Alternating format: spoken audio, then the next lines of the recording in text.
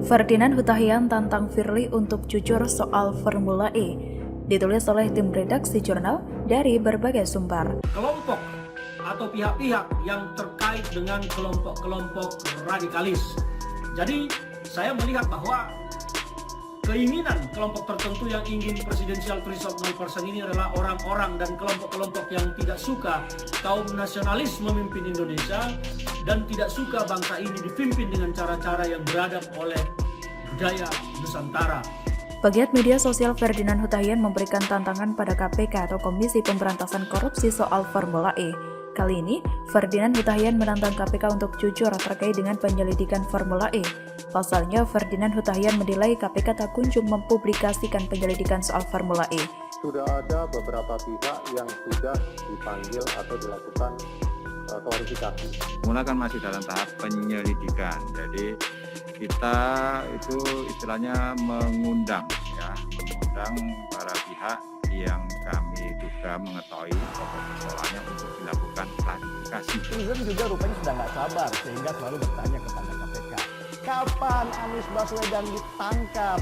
Mereka rindu Anies pakai rompi oranye KPK sambil jadah-jadah seperti banyak koruptor lainnya yang malah bangga dengan korupsi karena itu kejahatan yang bergengsi.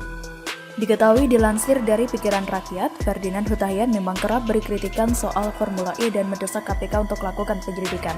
Ia juga masih bertanya-tanya dan menunggu kejujuran dari pihak KPK. Ia menunggu waktu untuk KPK bisa umumkan full paket penyelidikan soal Formula E yang ditangani oleh Anies Baswedan.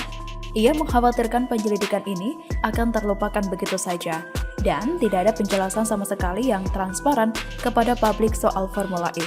Ataukah skandal ini akan menguap begitu saja tanpa ada penjelasan setelah KPK bekerja? Dengan ini Ferdinand Hutahian bertanya, apakah KPK takut untuk mengungkap hal ini ke publik? Ferdinand juga menghimbau agar KPK mengurusi saja soal korupsi, bukan ikut membahas terkait VT 0% yang baru-baru ini digaungkan oleh Ketua KPK Firly Bahuri.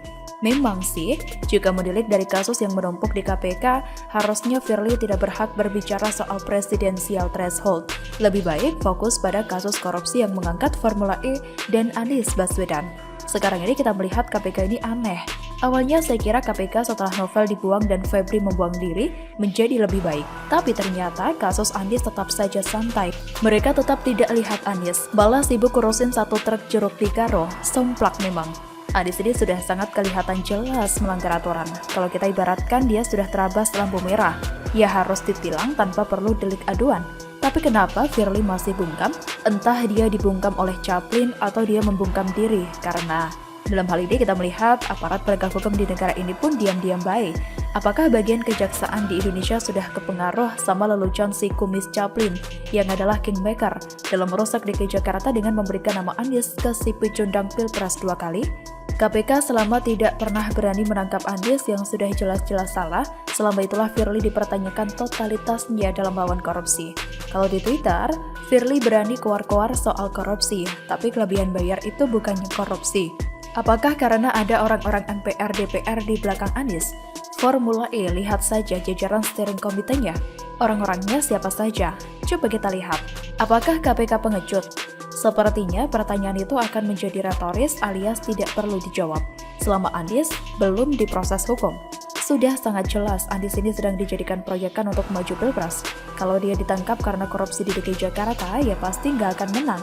Maka ada orang di belakang layar yang menjadi dalang bagi si gubernur boneka ini untuk menjadi presiden. Mau jadi presiden gimana? Lawang Anies Baswedan saja sudah membuat langkah yang terkesan menantang kok. Dan simbol tantangan itu sangat jelas tergambar. Anies sedang mempertontonkan seni lobi-lobi lancarkan aksi ke publik. Nampak tertawa, bercanda, dan foto bersama mengirimkan simbol kebersamaan dan perlawanan terhadap pengkritiknya. Ia lupa yang sedang dilawan sebetulnya bukan hanya dua fraksi, tapi juga ada masyarakat yang bergerak di lapangan yang mewakili keresahan mayoritas rakyat.